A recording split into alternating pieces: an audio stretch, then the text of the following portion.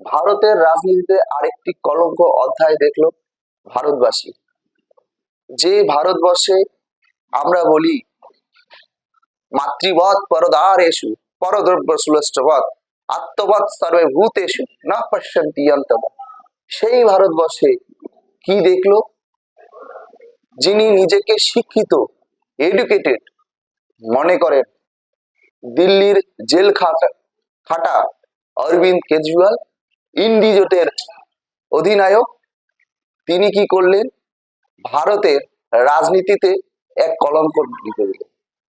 যে ভারতবর্ষে যে বিজেপি সরকার সংসদ ভবনে 1/3 নারী সংসদ সংরক্ষণ করলো, যেখানে সংসদ পদ সংরক্ষণ করলো, সেই ভারতবর্ষে আমরা দেখছি অরবিন্দ কেজরিওয়ালের নিজের বাড়িতেই হেনস্থা।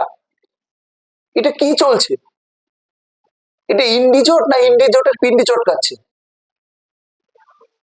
কোথায় যাচ্ছে আজকে রাজনীতির সংস্কৃতি? স্বাতি মালিওয়াল সে কি রাজনীতি করতে চাইছে না, না তাকে রাজনীতি করতে দিতে চাইছে না?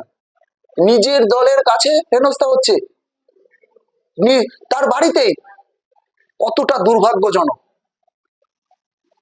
এরা যদি ইন্ডি জোট, এরা যদি ক্ষমতায় আসে তাহলে নারীদের অবস্থা কি করে বুঝতে পারছেন? ভাবতে অবাক লাগছে কোন জায়গায় যাচ্ছে রাজনীতির আঙিনা। দুর্ভাগ্য, এটাও আমাদের দেখতে হচ্ছে। ধন্যবাদ।